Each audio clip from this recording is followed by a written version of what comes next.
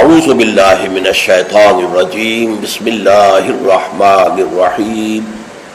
جمعے کا ممبر جو ہے اسے ممبر رسول کہتے ہیں۔ ممبر رسول پر جو کھڑا ہوتا ہے وہ نائب رسول ہے۔ وہ نائب رسول وہی کام کرے جو حضور کرتے تھے، یتلو علیہم آیاتہ ویزکیہم ویعلمہم الکتاب والحکمہ۔ یہ کام امت کے اندر جاری و ساری ہو جائے، اس کا تسلسل ہو، اس کا دوام ہو، اس کے لیے جمعے کی فرضیت کی گئی۔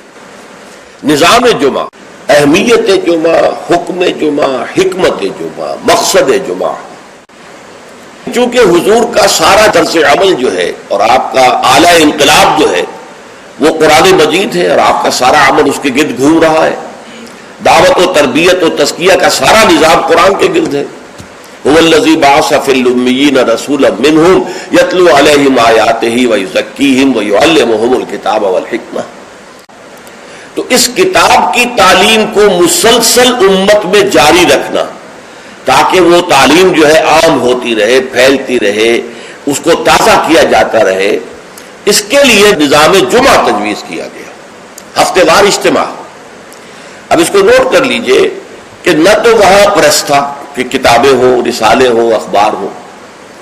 نہ وہاں ریڈیو، نہ وہاں ٹیلی ویژن، نہ وہاں اسکول، نہ وہاں کالج، نہ یونیورسٹیاں۔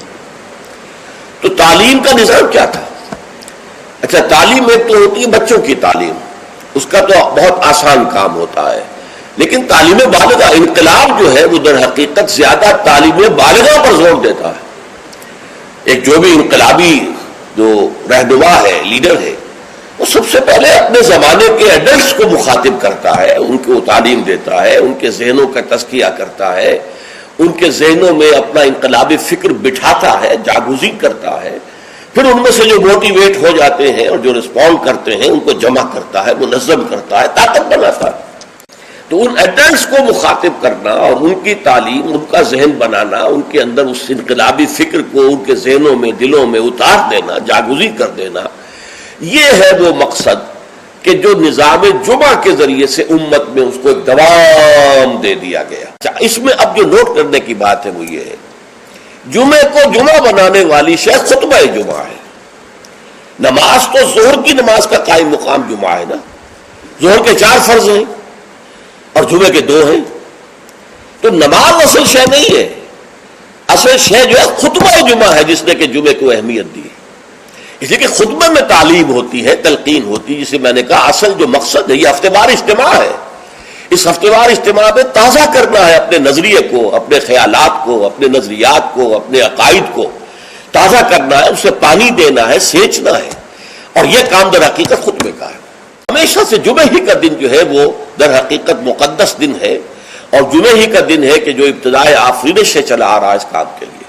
لیکن یہودیوں نے اپنی جو بھی شر پسندی تھی ان کے اندر، ان کے مزاج میں جو بغاوت تھی، ان کا جمعے کو چھوڑو جی ہفتہ کرو، تو اللہ تعالیٰ نے بھی پھر ہفتہ ہی ان پر فرض کر دیا۔ اور ان کے ہاں یہ ہفتہ اتنا سخت تھا، جمعے کی مغرب کی نماز کے بعد سے لے کر اگلے ہفتے کی مغرب تک 24 گھنٹے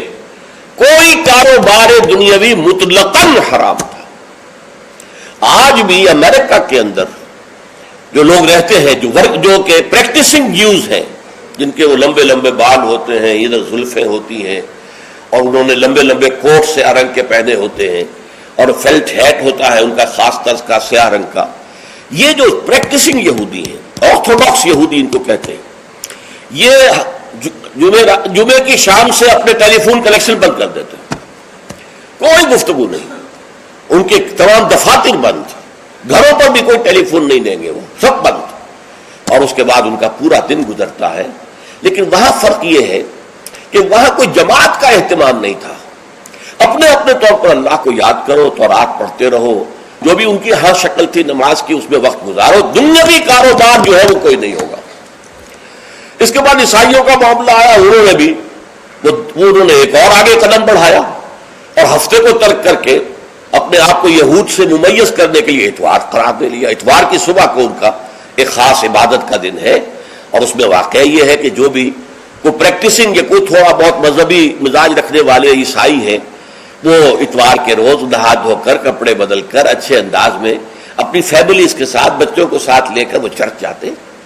وہاں ان کی جو بھی نماز ہے وہ نماز پڑھتے ہیں، ان کا جو بھی پادری ہے وہ خطبہ دیتا ہے، سربند ہوتا ہے، تو یہ ان کے لیے اتوار کا دن تھا۔ اس کے بعد جب یہ دونوں تہذیبیں جمع ہو گئی، یہودی جو ہے انہوں نے گویا کہ غلبہ حاصل کر لیا عیسائیوں پر، تو اب انہوں نے ویکینڈ کر لیا، سیٹرڈے اور سنڈے بوتھ، تاکہ دونوں کے دونوں کور ہو جائیں، یہودیوں کا معاملہ بھی آ گیا، عیسائیوں کا بھی آ گیا۔ حضور صلی اللہ علیہ وسلم کی امت کے لیے دو کام کیے گئے، ایک تو گویا کہ منفی ہوگا، ایک مثبت ہوگا۔ منفی کام یہ کہ پورے دن جمعے کے کاروبار کو حرام نہیں کیا گیا، بلکہ حرام کاروبار ہے صرف اذان جمعہ سے لے کر جمعے کی نماز کے ادا ہو جانے تک، بس اس دوران میں کاروبار دنیاوی مطلقاً حرام، کوئی کاروبار، آپ جائز سے جائز کاروبار کر رہے ہیں، صحیح سے صحیح کاروبار کر رہے ہیں، لیکن وہ بھی حرام ہے اس وقت اگر آپ نے کیا ہے جبکہ جمعے کی اذان ہو چکی ہے اور جبکہ نماز ابھی ادا ہو رہی ہے۔ سب سے سخت حدیث یہ صحیح مسلم کی ہے، عبداللہ ابن عمرو بن العاص اور ابو ہریرہ دونوں سے مروی ہے رضی اللہ تعالی عنہما، انہما سمع النبی صلی اللہ علیہ وسلم، یہاں بالکل یہ مرفوع حدیث ہے کہ ان دونوں نے سنا حضور سے یہ فرماتے ہوئے، لَيَنْتَهِيَنَّ أَقْوَامٌ مِّنْ غَدَرِ الْجُمُعَاتِ أَوْ لَيَخْتِمَنَّ اللَّهُ عَلَىٰ قُلُوبِهِمْ ثُمَّ لَيَكُونُنَّ مِنَ الْغَافِلِينَ، لوگ باز آ جائیں اپنی جمعے کی نماز کو ترک کرنے سے، ورنہ لازماً اللہ تعالیٰ ان کے دل پر ختم کر دے گا، مہر لگا دے گا۔ یہ وہی لفظ ہے جو سورہ بقرہ کی ابتدا میں آیا ہے، ان الذین کفروا سواء علیہم انذرتہم ام لم تنذرہم لا یؤمنون ختم اللہ علی قلوبہم وعلی سمعہم وعلی ابصارہم غشاوہ، پھر وہ غافلوں میں سے ہو جائیں گے۔ اسی صحیح مسلم میں حضرت عبداللہ ابن مسعود سے ایک اور روایت ہے، ان النبی قال لقوم یتخلفون عن الجمعۃ لقد ہممت ان آمر رجلا یصلی بالناس ثم احرق علی رجال یتخلفون عن الجمعۃ بیوتہم، حضور نے فرمایا میرا یہ دل چاہتا ہے کہ میں کسی اور شخص کو امامت کے لیے کھڑا کر دوں اور ان لوگوں کے گھروں میں جا کر ان کے سمیت آگ لگا دوں کہ جو جمعے کے اندر حاضر نہیں ہوتے۔ اب آپ ایک طرف حضور کی شخصیت کو دیکھیں، آپ کے اندر نرمی تھی، رقت تھی، شفقت تھی، محبت تھی، رأفت تھی، لیکن دوسری طرف سختی کا یہ عالم ہے کہ جمعے کی اہمیت، تاکہ معلوم ہو جائے کہ جمعے کی اہمیت کیا ہے۔ یا ایھا الذین آمنوا اذا نودی للصلاۃ من یوم الجمعۃ فاسعوا الی ذکر اللہ وذروا البیع، اے ایمان کے دعوے دارو جب پکارا جائے نماز کے لیے جمعے کے دن، مراد ہے نماز جمعہ، ویسے تو ظاہر بات ہے کہ اذان تو فجر کی بھی ہوگی، عصر کی بھی، مغرب کی بھی، عشاء کی بھی، یہاں مراد کیا ہے؟ نماز جمعہ کے لیے جب اذان دی جائے فاسعوا الی ذکر اللہ، لفظی ترجمہ تو ہوگا تو پھر دوڑ پڑو اللہ کے ذکر کی طرف، صحیح کے معنی دوڑنا ہے، لیکن یہ کہ چونکہ حضور نے صلی اللہ علیہ وسلم دوڑنے سے منع کیا ہے، لہذا لپکو، یعنی ہمتاً متوجہ ہو جاؤ۔ اب کوئی کاروبار دنیاوی تمہیں ذرا اس گاہک کو نپٹا لوں، پھر نہیں، فوراً کاروبار بند۔ فرمایا فاسعوا الی ذکر اللہ وذروا البیع، کاروبار چھوڑ دو، ذالکم خیر لکم ان کنتم تعلمون، یہی تمہارے لیے بہتر ہے اگر تم سمجھو۔ اب دیکھیے، غور کیجئے اس میں کہ ہو سکتا ہے کوئی شخص، کوئی دکاندار بیچارہ صبح سے بیٹھا تھا، کوئی گاہک نہیں آیا، این جس وقت گاہک دکان میں داخل ہوا اسی وقت اب اذان جمعہ کی آواز آ گئی، اب بڑے سخت امتحان میں ہے وہ، لیکن فرمایا گیا ذالکم خیر لکم، بظاہر گھاٹے کا سودا ہے، صبح سے بیکار بیٹھے تھے، کوئی گاہک نہیں تھا، اب آیا ہے تو نماز کی اذان آ گئی، چھوڑ کے جانا پڑے گا۔ ضرور پڑے، کاروبار چھوڑ دینا یہ لازم ہے، یہ حکم ہے، یہ واجب ہے، فرض ہے چھوڑ دینا، اس میں کسی قسم کی کوتاہی جو ہے وہ پسندیدہ نہیں ہے۔ تو جمعے کی اہمیت کے لیے ایک طرف تو قرآن مجید کے یہ الفاظ، یا ایھا الذین آمنوا اذا نودی للصلاۃ من یوم الجمعۃ فاسعوا الی ذکر اللہ وذروا البیع ذالکم خیر لکم ان کنتم تعلمون، اور اس کے ساتھ جمع کیجئے وہ احادیث جو میں آپ کو سنا چکا ہوں۔ اگر 3 جمعے کسی مسلمان نے بغیر عذر کے، ہاں عذر ہو سکتا ہے، آپ بیمار ہیں تو آپ پر فرض نہیں ہے، آپ مسافر ہیں تو مسافر پر فرض نہیں ہے، آپ غلام ہیں کسی کے تو آقا کی اجازت کے بغیر نہیں جا سکتے، لہذا غلام پر بھی جمعہ فرض نہیں ہے، بچے پر بھی جمعہ فرض نہیں ہے،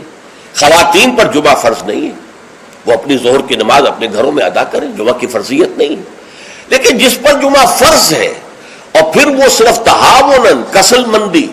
یا اس کی اہمیت کو نہ سمجھتے ہوئے وہ اگر جمعے مسلسل 3 ترک کر دے گا تو طبع اللہ علی قلوبہم بھی آ گیا اور ختم اللہ علی لیختمن اللہ علی قلبہ، اللہ تعالیٰ اس کے دل کے اوپر مہر کر دے گا۔ اب اگرچہ اس وقت صورت یہ ہے کہ نماز جمعہ کی اور خطبہ جمعہ کی وہ حیثیت الا ماشاء اللہ کہیں کہیں اگر ایسا ہو تو ہو کہ یہ مقصد پورا ہو رہا ہو، ورنہ حقیقت میں نہیں ہوتا، یا فرقے واریت کی بحثیں ہوتی ہیں، ایک دوسرے پر کفر کے فتوے لگتے ہیں، اور یا یہ کہ کچھ سیاسی مزاج کے جو ہے وہ سیاست پر گفتگو کرتے ہیں، تو یہ نہیں ہے۔ لیکن پھر بھی کھنڈر بتا رہے ہیں عمارت عظیم تھی۔ آج بھی مسلمان جس اہتمام کے ساتھ جمعے کے لیے جاتے ہیں، جتنی بڑی بڑی گیدرنگز ہوتی ہیں، کانگریگیشنز ہوتی ہیں، تو اس سے معلوم ہوا کہ محمد کا قائم کردہ یہ نظام صلی اللہ علیہ وسلم کس قدر محکم تھا، اور آج تک بھی بڑا پیارا یہ مصرع ہے، کھنڈر بتا رہے ہیں عمارت عظیم تھی، اگرچہ وہ اصل عمارت تو ختم ہوئی، رہ گئی رسم ازاں روح بلالی نہ رہی، فلسفہ رہ گیا تلقین غزالی نہ گئی، نماز و روزہ و قربانی و حج یہ سب باقی ہے، تو باقی نہیں ہے، اللہ کی روح جو ہے تقوی اللہ وہ ختم ہو چکی ہے۔ لیکن یہ ہے کہ پھر بھی یہ کھنڈر جو ہے یہ بھی بتا رہے ہیں کہ عمارت جب تھی قائم تو کتنی عظیم ہوگی، جبکہ اس کے ڈھانچے کے اندر اس کی روح بھی تھی، تذکیر، یاد دہانی، اسلام کے انقلابی جذبات کو تازہ کرنا، اپنے انقلابی فکر توحید کو تازہ کرنا۔ بارک اللہ لی ولکم فی القرآن العظیم ونفعنی وإیاکم بالآیات والذکر الحکیم۔